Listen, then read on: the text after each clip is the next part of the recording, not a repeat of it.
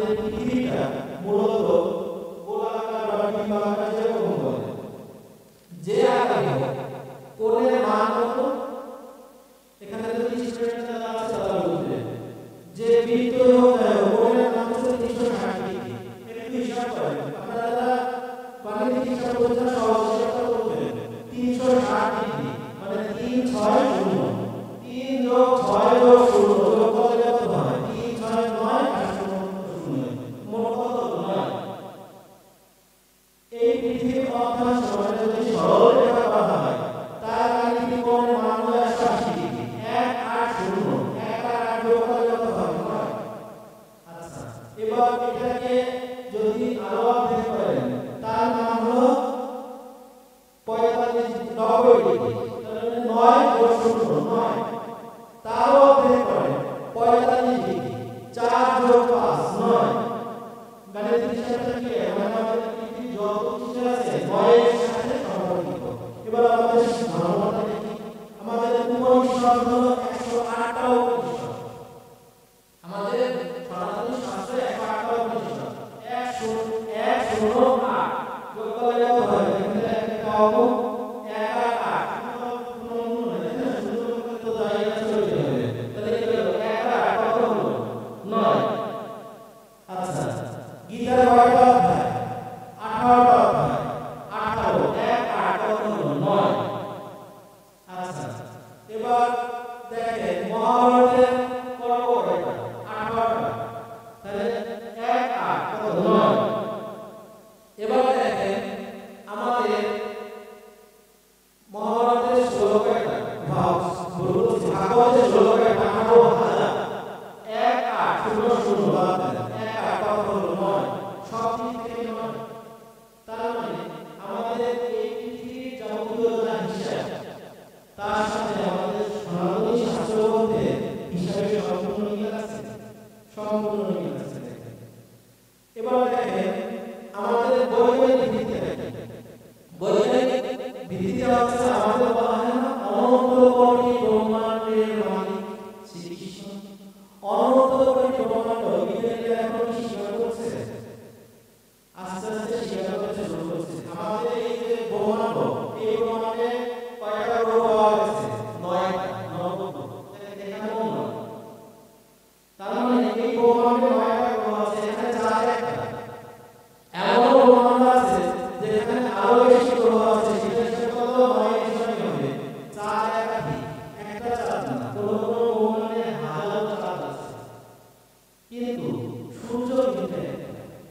তার মানে কি বিজ্ঞানীরা একটা পর্যায়ে গিয়ে আর এগোতে পারছে না, সেখানেই আমাদের শাস্ত্রের সূচনা। সেই শাস্ত্রটা কোনটা? সেই শাস্ত্রটাই হচ্ছে ভাগবত। যখন শ্রীকৃষ্ণ দাপর লীলা সম্বরণ করে যখন অবগত হবেন, তার খুড়তুতো ভাই মানে কাকাতো ভাই উদ্ধবকে বলেছিলেন, উদ্ধব আমার এখন সময় হয়েছে অবগত হওয়ার। তখন উদ্ধব বলেছিলেন যে তুমি কৃষ্ণ চলে যাচ্ছ, তাহলে এই বলিহত দিবে কি হবে? এরপরে তো বলিযুগ আসবে, তোমার বাবা মানছে বলিযুগ আসবে, তখন বলিহত দিবে কি হবে? তখন উদ্ধবের সাথে শ্রীকৃষ্ণ এমন ভাবে দ্রবীভূত হয়ে গেলেন, গলে একাকার হয়ে গেলেন। উদ্ধব খেয়াল করলেন যে সেই গলিত যে বস্তুটা, সেই বস্তুর মধ্যে অজস্র অক্ষর বিন্যাস, শব্দ বিন্যাস, অক্ষর বিন্যাস। সেটাই হচ্ছে আমাদের এই কলিযুগের ভাগবত। অর্থাৎ শ্রীকৃষ্ণ এবং ভাগবত এক ও অভিন্ন। দুইটাকে আলাদা করে কেউ ভাবতে চলবে না। শ্রীকৃষ্ণ এবং ভাগবত, তার মানে শ্রীকৃষ্ণ দাপর যুগে লীলা সম্পন্ন করে অপ্রকট হয়ে গেছে। আমি বলছি না চলে গেছে, অপ্রকট হওয়া মানে আমাদের এই জড় সৃষ্টির আড়ালে আছে। এখনো বিদ্যমান লীলা করেন, এখনো তিনি তার ধামে অবস্থান করেন, একই সাথে তিনি সব জায়গায় থাকতে পারেন, কিন্তু আমাদের জড় সৃষ্টির আড়ালে, সেটাকে বলা হয় অপ্রকট হওয়া। তিনি আছেন, তিনি আসেন না, তিনি আছেন। তো অপ্রকট হয়ে যাওয়ার পরে আমাদের সাথে দৃশ্যমান জিনিস কি রেখে গেছেন? শ্রীমদ্ ভাগবত। শ্রীমদ্ ভাগবত কি? জপ।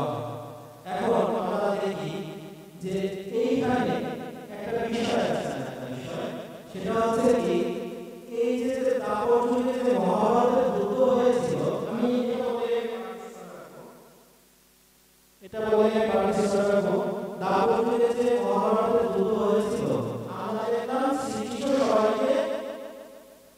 সৃষ্টিকর করেই তার ধারণ করে নিয়েছেন। সেটা একটা প্রমাণ তোমাকে দিলাম। আর একজন সাক্ষীও আছে। সাক্ষী হচ্ছেন বারবারই নাম শুনেছেন ঘটোৎকচ পুত্র বারবারী। ঘটোৎকচ তার পুত্র ভীমের পুত্র। তাহলে বারবারী ভীমের নাম। যুদ্ধের সময় বলছিলেন বিভিন্ন জায়গায় কৃষ্ণকে পক্ষে নির্ধারণ করছে, তুমি কোন পক্ষে হিসাব করছেন যে কৌরবদের পক্ষে কত অক্ষয়ণী হয় আর পাণ্ডবদের পক্ষে কত অক্ষয়ণী হয়। ইতিমধ্যে কৌরবদের পক্ষে 11 অক্ষয়ণী হয়ে গেছে আর পাণ্ডবদের পক্ষে 7 অক্ষয়ণী। তার মানে কি 4 অক্ষয়ণী পাণ্ডবদের পক্ষে। এবার শ্রীকৃষ্ণের সাথে পথে দেখা হলো ঘটোৎকচের পুত্র বারবারী। বারবারীকে জিজ্ঞাসা করলেন তুমি কোথায় যাচ্ছ? বলছেন আমি কুরুক্ষেত্রে যাচ্ছি। কিছুদিন পর তো ওখানে যুদ্ধ হবে, আমি যুদ্ধ অংশগ্রহণ করব। তো তুমি যুদ্ধ অংশগ্রহণ করবা, তোমার কাছে কি আছে? সমরাস্ত্র তো তেমন কিছু দেখছি না। বলছে আমার কাছে 3টা বাণ আছে। 3টা বাণ। বলছে 3টা বাণ দিয়ে তুমি সময় দেওয়া, তোমার তো এটা মুহূর্তের মধ্যে শেষ হয়ে যাবে। বলছে কুরুক্ষেত্রে যুদ্ধ শেষ করার জন্য আমাদের 3টা বাণ যথেষ্ট। দেখেন কত বড় ঔদ্ধত্যপূর্ণ কথা। শ্রীকৃষ্ণের সামনে বলছে কুরুক্ষেত্রে যুদ্ধ শেষ করার জন্য আমাদের 3টা বাণই যথেষ্ট। বলছে তাই নাকি? তো তুমি 3টা বাণ কি রকম? 18 কোটি সেনা, তার মানে প্রায় 39 লক্ষ সেনা থাকবে। 3টা বাণ দিয়ে তুমি কি করবে? তুমি একটু দেখাও আমি কি করতে পারবো? বলছে আমার এই প্রথমবার এইটা হচ্ছে লক্ষ্য নির্ধারণ করে। বলে দেখাও। বলছে এই যে গাছটা, এই গাছে যত পাতা আছে প্রথমে গিয়ে সব পাতাকে স্পর্শ করে চলে যাবে। আচ্ছা দেখাও। বালি নিতে বললো। শ্রীকৃষ্ণ বললেন কি চালাকি করে একটা পাতা পায়ের নিচে লুকিয়ে রাখে। তো প্রথমবারে গিয়ে সব নির্ধারণ করতে গেল, পাতা একটু কাজ করবে চলে যাবে। নির্ধারণ করে মানে শত্রু নির্ধারণ করে। সব পক্ষে সবাই তো মারবে না, পক্ষে মারলে তো নিজেই আবার পরাজিত হয়ে যাবে। এই জন্য কি শত্রু নির্ধারণ করে। তখন কৃষ্ণের পায়ের পক্ষে একটা বাণ শুধু ভ্রমণের মতো কুমুল করছে। বারবারই বলছে কৃষ্ণ আপনার পা উঁচু করে, আপনার পায়ের নিচে মনে হয় একটা পাতা আছে, আমার বাণ সেটা নিয়ে ঘুরছে। যখন শ্রীকৃষ্ণ পাতাটা পা উঁচু করলেন তখন ওই পাতাটাকে হালকা একটু টাচ করে ছিদ্র করে দিয়ে আসে। বলছে আচ্ছা এবার দ্বিতীয়বার কি হবে? বলছে এই দ্বিতীয়বার প্রত্যেকটা পাতাকে ফলো করে দেবে। তার মানে কি বুঝছেন? মানে প্রত্যেকটা পাতাকে বিদ্ধ করে, মানে শত্রু চিহ্নিত হলো, দ্বিতীয়বার কি হবে? বিদ্ধ করে ওপাশ দিয়ে চলে যাবে। তৃতীয়বার কি হবে? তৃতীয়বার প্রত্যেকটা পাতা গাছ থেকে ঝরে পড়বে। মানে কোন পাতাগুলো যে পাতাগুলো নির্ধারণ করা হবে, শত্রু চিহ্নিত করা হবে। শ্রীকৃষ্ণ বুঝে ফেললেন যে তাহলে এই 3টা বাণ কি যদি যুদ্ধে অংশগ্রহণ করে, প্রথমবারে শত্রু চিহ্নিত করবে, মৃত্যু বাছাই করবে, দ্বিতীয়বারে আহত করবে, তৃতীয়বারে আহরণ করবে। সম্ভব। জিজ্ঞাসা করবে তুমি বাণ 3টি কোথায় পেয়েছো? উত্তরে বারবারই বললেন আমি দেবাদেবী ভোলানাথের সাধনা করি, আমার সাধনায় সন্তুষ্ট হয়ে তিনি আমাকে 3টা বাণ দিয়েছেন। তবে তিনি আমাকে বলে দিয়েছেন কখনো যেন এটা অসৎ ব্যবহার না করি আর দুর্বলের পক্ষে যেন ব্যবহার না করি।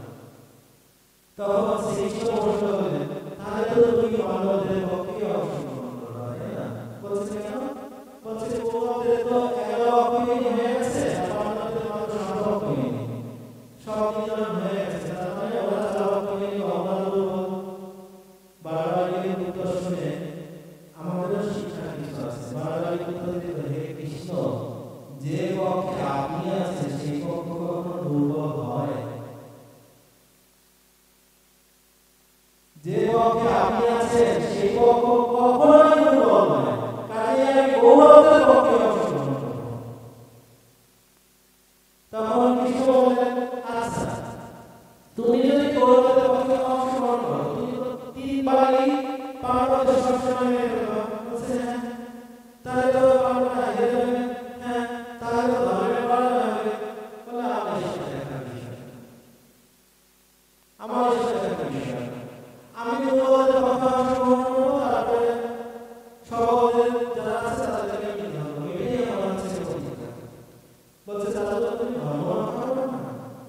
বিবাহ দিতেন তখন বলছে আমি কি করবো মানে বিবাহ করে ফেলেছে এখন আমি কি করবো বলছে যে তোমার এই যুদ্ধে অংশগ্রহণ করার দরকার নেই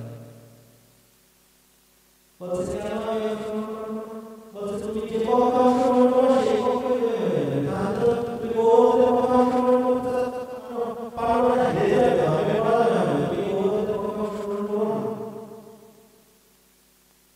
তবুও কি করবো তখন শ্রীকৃষ্ণ তাকে তার সামান্যতম রূপ দেখালেন যে তিনি হচ্ছেন এই পৃথিবী ব্রহ্মাণ্ডের অনন্ততম ব্রহ্মাণ্ডের মালিক শ্রীকৃষ্ণ তখন বারবার তার মায়ের কাছে রুটিয়ে বলেন এবং বলেন এখন আমি কি করবো বলছে তাহলে তুমি যদি আমার শরণাগতি নাও তোমার উত্তরগতি হবে এবং তুমি তো ব্রহ্মলোকে চরম উচ্চতায় পৌঁছে যাবে সেই গোলক বৃন্দাবনে তাহলে তোমার মস্তক আমি আমার এই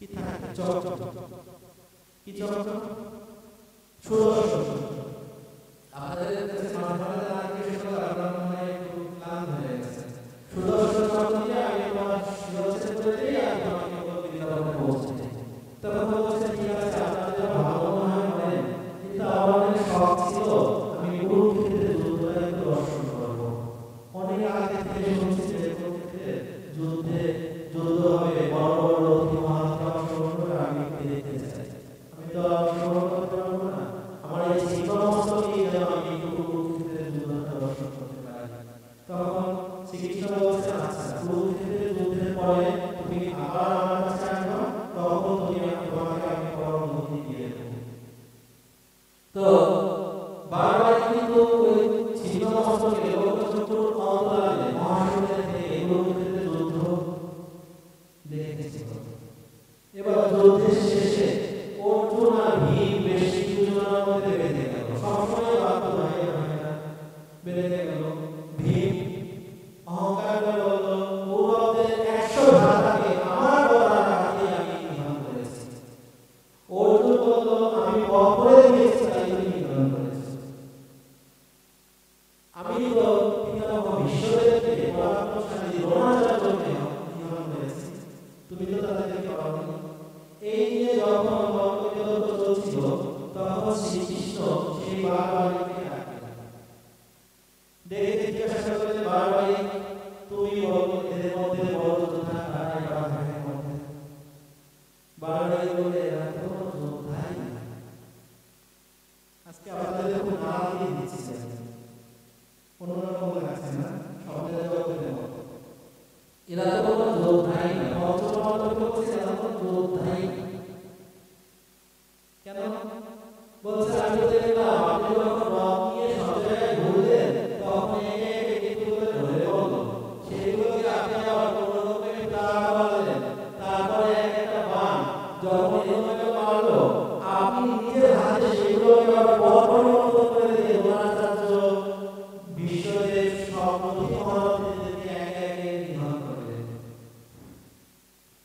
আচ্ছা অর্জুনের সেই রথটা কোথায় বারবার অর্জুনের সেই রথটা কোথায় সবার খেয়াল শাস্ত্রে রথটা তো একটাও শ্রীকৃষ্ণ সবাই দেখলো যে সেই রথটা মরে যাচ্ছে যুদ্ধের আগে হনুমান শ্রীকৃষ্ণ কি রাম না সেই রাম যেখানে থাকবো হনুমান সেখানে থাকবো হনুমান আসলো প্রভু আমি একটু যুদ্ধে অংশগ্রহণ করবো হনুমান আসলে বললো শ্রীকৃষ্ণ যে তুমি এই রথের ধরায় মানে পতাকার উপরে অবস্থান করো যত অগ্নিবাণ আসবে তুমি সব গিলে ফেলবা মানে কৌরবদের পক্ষ থেকে যত অগ্নিবাণ যত রকমের ভয়ঙ্কর বাণ আমরা বর্তমানে ক্ষেপণাস্ত্র সেই অগ্নিগুলো তুমি নিজে গিলে ফেলবা যেন ওদের কোনো ক্ষতি না হয় যখন প্রথম শ্রীকৃষ্ণকে রথ থেকে নামতে বলল শ্রীকৃষ্ণ অর্জুন যখন বলল প্রভু আপনি রথ থেকে নামেন তখন শ্রীকৃষ্ণ বলল অর্জুন তুমি আগে নাও কারণ শ্রীকৃষ্ণ জানতেন যে কি ঘটতে যাচ্ছে অর্জুন তুমি আগে নাও সম্মান দেওয়ার জন্য বলল আপনি আগে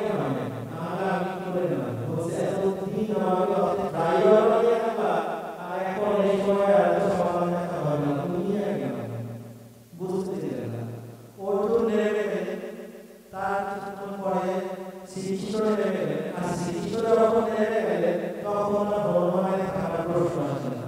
হনুমান যখন সেই ধরা থেকে সরে গেলেন তখন বিকট ভাবে সেই রথ ভস্মীভূত হয়ে গেল। সেই যে যত অগ্নিগোলা অগ্নিকুণ্ডলী সেই হনুমান ধারণ করেছিল সেই অগ্নিকুণ্ডলীতে রথ পুরোপুরি ভস্মীভূত হয়ে গেল। তার মানে এখন দেখেন যোদ্ধা পাঁচ ভাই মানে বারবারই এখানে শ্রীকৃষ্ণ দেখেন বারবারই তিনটা মানে যুদ্ধ শেষ করে দিতে পারতো। ঈশ্বরের ইচ্ছা না করলে তার কখনো মৃত্যু হতো না। নিজের ছয় ইচ্ছা যেখানে করতে হবে এই বল পারতো কার কাছ থেকে নাও মাতা বাবার কাছ থেকে। তার মানে দেখেন এত অতি মহাভারতের আগে যদি শ্রীকৃষ্ণ চোখের মাধ্যমে তাদের প্রাণ আহরণ করতেন তাহলে কোনোভাবেই এত সৈন্যদেরকে নিধন করা সম্ভব হতো না। আর প্রত্যেককে ফিরে যেতে হবে, কারণ হচ্ছে কি সবাই এসেছেন স্বর্গ, তারপরে দেবলোক, চন্দ্রলোক, বিভিন্ন ধাম থেকে তারা সব দেবতা দেবীরা, বিভিন্ন ঋষিরা, বসুরা, রুদ্ররা তারা এসেছিলেন এই যুদ্ধে অংশগ্রহণ করার জন্য, এই নাটকে অংশগ্রহণ করার জন্য। তাদেরকে ফিরে যেতে হবে। তাই কুরুক্ষেত্রে যুদ্ধটা ছিল অবশ্যম্ভাবী এবং সবার নিধন ছিল অবশ্যম্ভাবী। মাঝখান থেকে অর্জুন ভীম তাদের কৃতিত্ব হয়ে গেল নাকি? অর্থাৎ কৃতিত্ব হয় কখন? এটাই আমাদের শিক্ষা এবং এটাই আমরা ডিসকাস করব। কৃতিত্ব হয় কখন? মানে যতক্ষণ শ্রীকৃষ্ণ আমাদের পাশে আছে। আপনি সারাদিন চেষ্টা করলেও 500 টাকা রোজগার করে বাড়িতে ফিরতে পারবেন না। পারবেন? এরকম অনেক লোক আছে সারাদিন একেবারে ভোররা থেকে শুরু করে সারাদিন পরিশ্রম করে সন্ধ্যায় মৃত্যু আসতে কোনো রকম একসাথে চাল একটু ডাল একটু দিয়ে দিয়ে খাওয়ানোর জন্য পরিপূর্ণ নয়, তবুও সেই পরিশ্রম আসে। আপনারা আমার থেকে লক্ষ কোটি গুণ পরিশ্রম করে মৃত্যু আসতে সামান্য কিছু নিয়ে বাড়ি ফিরে আসে। আবার আমরা কেউ আছি নিজে কোনো পরিশ্রম করি না, অন্য লোক দিয়ে পরিশ্রম করিয়ে লক্ষ কোটি টাকা মাটি হয়ে যায়। কৃতিত্বটা নিজেকে দেয়, আমি করেছি, আমি পারি, আমার এটা করার ক্ষমতা আছে। আসলে করার ক্ষমতা ততটুকুই আছে, তত সময় আছে যতক্ষণ শ্রীকৃষ্ণ আমাদের পাশে আছে। পাশ থেকে সরে যান, কেউ আপনাকে চিনবেও না, জানবেও না, আপনার পরিবার আপনাকে সম্মান করবে না। আপনি যতদিন পরিশ্রম করতে পারবেন, যতদিন আপনার শারীরিক সক্ষমতা থাকবে, শ্রীকৃষ্ণের কৃপায় ততদিন আপনি পরিবারে সম্মানিত থাকবেন, ততদিন আপনি সবার ভালোবাসা পাবেন। আজকে আমি এখানে বসার উপযোগী নরাধম। এই জগতের মধ্যে আমি অন্তত আপনাদের সবার থেকে আমি নিম্নমানের একজন মানুষ। তবু শ্রীকৃষ্ণের কৃপায় এই যে তার কথা বলার একটা সুযোগ হয়েছে, এখানে আমার কোনো কৃতিত্ব নেই। আপনি যদি মনে ইচ্ছা করেন আমি কৃষ্ণ কথা প্রচার করব, কৃষ্ণ আপনাকে এর থেকে এখানে তো মনে হয় আপনারা 100 আছে, সর্বোচ্চ সমিতি আসলে আমাদের 100 আছে, এর থেকে বড় জায়গায় নিয়ে আপনি বসেন তার নাম প্রচার করার জন্য। এখানে কলিযুগ পর্যন্ত আমি আসতে পারলাম না, সবার ধৈর্য হয়ে গেছে, আমি দাম্পত্য হয়ে আসলাম। তবে কলিযুগে একটা কথা না বললেই নয়, কলিযুগে সেই শ্রীকৃষ্ণই কিন্তু ওই যে আমরা বলি নমো মহাবতায় কৃষ্ণ প্রেম প্রলয়াতে কৃষ্ণায় কৃষ্ণ চৈতন্য নামে গৌর কৃষ্ণে নমঃ। সেকে নমো মহাবতায় কৃষ্ণ প্রেম প্রলয়াতে কৃষ্ণ প্রেম আমাদেরকে প্রদান করেছেন। কৃষ্ণায় কৃষ্ণ চৈতন্য নামে মানে যিনি কৃষ্ণ কিন্তু চৈতন্য নাম রূপে এসেছেন, সেই পরমেশ্বরকে আমি প্রণাম করি। তাহলে এই কলিযুগে পরমেশ্বরকে শ্রী চৈতন্য মহাপ্রভু, শ্রী চৈতন্য মহাপ্রভু বলেছেন পৃথিবীতে আছে যত নবরাত্রি নাম সর্বত্র প্রচার হইবে মোর এই নাম। এই নাম বলতে কৃষ্ণ নাম, হরি নাম। তারপরে তিনি তার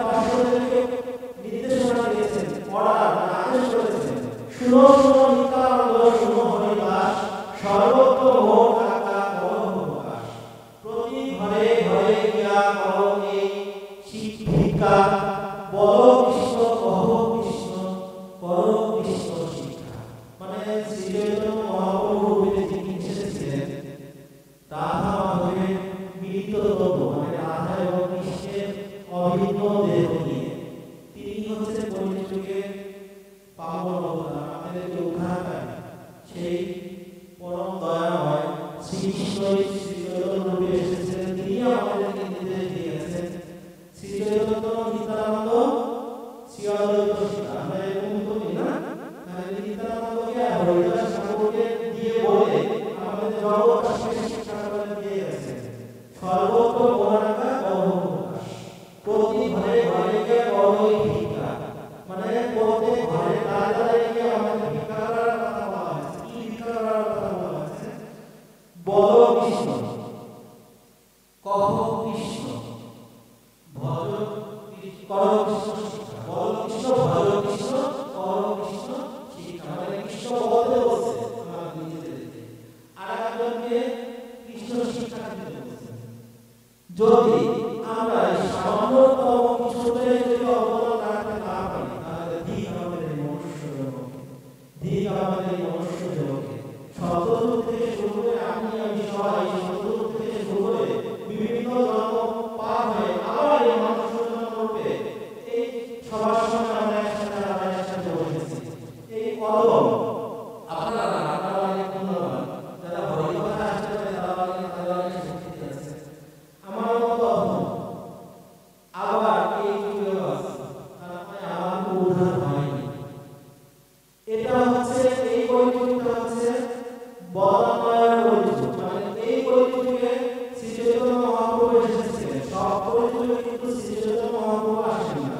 প্রতি 28টি কলিযুগের মাথায় মাথায় কিন্তু শ্রী চৈতন্য মহাপ্রভু আসেন। এই কলিযুগে এসেছিলেন তাও আজ থেকে 528 বছর পূর্বে। এই কলিযুগটা হচ্ছে সবচেয়ে একটা সেরা সুযোগ, ডিসকাউন্টের যুগ। অর্থাৎ আমরা যারা ওই যে পরীক্ষায় প্রথম পাশটা বলে করা হয়, 5টা সেমিস্টার 5টা পরীক্ষা হয়, আচ্ছা তারপরে আবার বই দাও, তারপরে একটা বলছে আচ্ছা পরীক্ষা তো বসো, তারপরে আবার দেখো কোন রকম পরীক্ষা একটু বসো, তিনগুলো কি না লাগলো 5টা হয়ে গেল। অর্থাৎ আমাদের এটা কিন্তু সর্বশেষ সুযোগ, সর্বশেষ সুযোগ। বিশ্বাস করেন এরপরে আমরা আবার এই 84 লক্ষ জন্ম পেরিয়ে মানব জন্ম পেতে পেতে এই কলিযুগ থাকবে কিনা বলতে পারে। কলিযুগে মাত্র 5528 বছর রয়েছে, কলিযুগে বয়স 4,32,000 বছর, থাকবে না কেন? আরে বাবা, একটা বড় গাছের জন্মগ্রহণ করলেও তো 500 বছর 1000 বছর কেটে যেতে পারে। একটা কচ্ছপের আয়ু সর্বনিম্ন 500 বছর, 450 বছরের নিচে কোনো কচ্ছপ মারা যায় না। এখন বলছেন এরকম অনেক জন্ম আছে যেখানে শত শত বছর বেঁচে থাকতে হয়, জীবন ধারণ করে। তাহলে এরপরে মানব জন্ম যদি আমরা পাইও, এই কলিযুগে একবার মানব জন্ম পাবো, তা কি নিশ্চয়তা আছে আপনারা ভজন করতে পারবেন? এই যুগে এই জন্মে যদি ভজন না করতে পারেন, পরে যদি ভজন উপযোগী দেহ হবে, তার নিশ্চয়তা দেবে আপনাকে।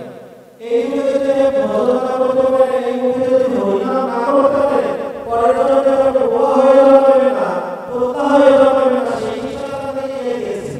এই যুগে যদি হরিকথার বাসরে মন্দিরে গিয়ে ঠাকুরের শ্রীচরণ দর্শন করার অভিপ্রাস না করতে পারেন, না যেতে পারেন, পরের জন্মে আপনি পঙ্গু হয়ে যাবেন না, এমন নিশ্চয়তা আপনাকে দিয়েছে।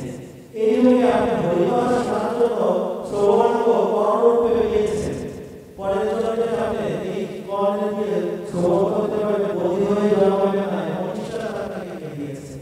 এই জন্মে আপনি চোখ দিয়ে শ্রী জগৎ চরণযোগ রাধারানী শ্রী গোবিন্দের চরণযোগ দর্শন করার অসৌভাগ্য অর্জন করেছেন, পরের জন্মে আপনি সৌভাগ্য পাবেন যদি জন্মান্ত হয়ে জন্মান। তাহলে আমরা এখানে উপস্থিত আছি, আমার মনে হয় না কেউ শারীরিক কোনো রকম বৈকান্ততা আছে। আমরা পরিপূর্ণ মানুষ, আমাদের সমস্ত অঙ্গ প্রত্যঙ্গ ঠিক আছে, আমরা হয়তো বয়সের কারণে একটু সমস্যা হচ্ছে, বিভিন্ন সমস্যা, পায়ে ব্যথা, কোমর ব্যথা, বিভিন্ন সমস্যা হচ্ছে, কিন্তু হরিনাম করতে থাকে দেখেন কোমর ব্যথা, পায়ে ব্যথা এগুলো মনেই থাকবে না। আপনি উদ্ধার হওয়ার জন্য কি করতে পারবেন? কিছুদিন পরে আপনার পরিবার আপনাকে উদ্ধার করতে পারবে। কিছুদিন পরে এত আলো এত ভালোবাসা আপনাকে কেউ দেখাবে না। একমাত্র ওই অনাথ আদি দরিদ্র শ্রীকৃষ্ণই আপনাকে ভালোবাসা দিয়ে আপনার কষ্টটা কমিয়ে দিতে পারে। আপনারা জানেন, যদি কোনো মন্দিরে যান তার চারপাশ প্রদক্ষিণ করে না করতে করতে প্রদক্ষিণ করলে আপনার একটা জন্ম কমে যায়। অর্থাৎ মনে করেন আপনি একবার একটা মন্দিরে চারপাশ এরকম করতে করতে প্রদক্ষিণ করেন, মায়ের থেকে টানে দিন, বাম থেকে টানে দিন, প্রদক্ষিণ করেন, হরিনাম করেন, মনে করেন আপনার শ্রীকৃষ্ণ আপনাকে ক্ষমা করে করুণা করে একটা বড় গাছের জন্ম কমিয়ে দিল। এরপরে তার পরিক্রমা হয়তো কষ্টের জন্ম কমিয়ে দিল। এভাবে আপনার বড় বড় যে কষ্টের জন্মগুলো সেই জন্মগুলো কমিয়ে দিতে পারেন, তাড়াতাড়ি মানুষ সুযোগ পেতে পারেন। আর এই জন্মে যদি আমাদের পরম প্রাপ্তি নাও হয়, আমরা যদি এগিয়ে থাকতে পারি, এটা কোনো শক্তি, এই শক্তি কিন্তু হয়নি। পরবর্তীতে যদি আমরা অন্য জন্ম পাই, সেখান থেকে আমরা আবার শুরু করতে পারবো। আমাদের পিছন থেকে শুরু করা লাগবে, গোড়া থেকে না। যতটুকু এগিয়ে থাকবো সেখান থেকে শুরু হবে। এই জন্য দেখেন, অনেক বয়স্ক লোক কিন্তু কৃষ্ণ ভজন করতে পারে না, অনেক শিশু তারা কিন্তু কৃষ্ণ ভজন করতে পারে, কারণ তারা আগের জন্ম অনেক আগে আছে, আগের জন্মগুলোতে তারা অনেক এগিয়ে আছে, সেজন্য তারা পাচ্ছে। যারা এই শিশু কৃষ্ণ ভজন করে তাদেরকে আবার লক্ষ্য করে দিচ্ছে। আর যারা বয়স্ক আছে তাদেরকে আমি শ্রদ্ধা জানাই। কিন্তু দেখেন, ওই যে একটা কথা আছে, শৈশবে ভজে কৃষ্ণ মনে বহুত আসে, যৌবনে ভজে কৃষ্ণ আসে কি না আসে, বৃদ্ধকালে ভজে কৃষ্ণ জমেরও আসে। অর্থাৎ বৃদ্ধকালে এসে আপনার কিছু করার থাকে না, তাই কৃষ্ণ ভজন রাখবেন, সেই সময় কৃষ্ণ আপনার ডাক শুনবে তো। তাই আমি আর আপনাদের কষ্ট দিতে চাই না, আপনারা মনে করতে পারেন। আমরা সবাই আজকে এই বিষয় থেকে একটা কথা নিয়ে একমত হতে পারি, আর সব বিষয়ে আপনারা আমার সাথে একমত হবেন।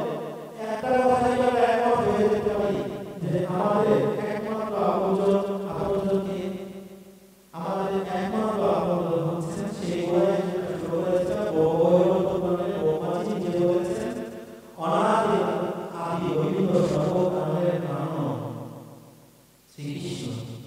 তিনি প্রথমে বলেছেন কৃষ্ণস্তু ভগবান স্বয়ং। আর কলিযুগে হরিনামের কথা কেন বলা হচ্ছে? গৌরাঙ্গ মহাপ্রভুর বাণী, হরে নাম হরে নাম হরে নাম কেবলম কলো নাস্তে গতি রঙ্গথা। তার মানে কি? এই কলিযুগে শুধুমাত্র হরিনাম করা হচ্ছে, শুধুমাত্র হরিনামই আছে। কলো মানে কলিযুগে নাস্তে বলা হচ্ছে, নাস্তে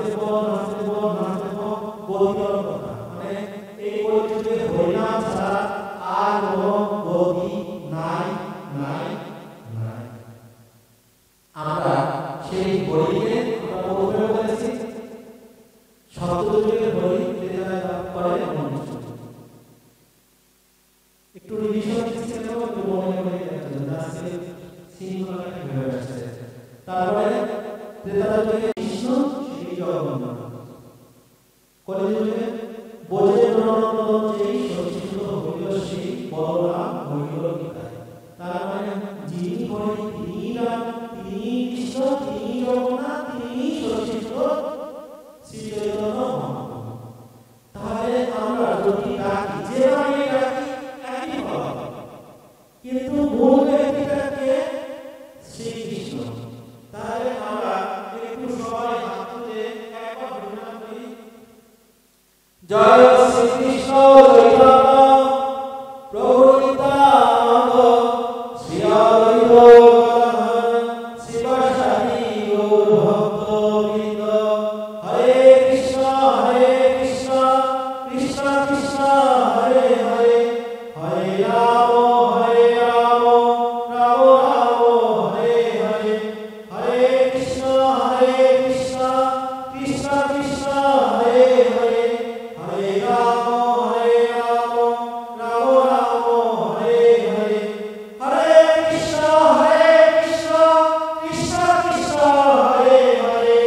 হরে রাম রাম রাম হরে হরে। একটু ভজন হয়নি, আমাকে 2 মিনিট সময় দিন। একটু ভজন।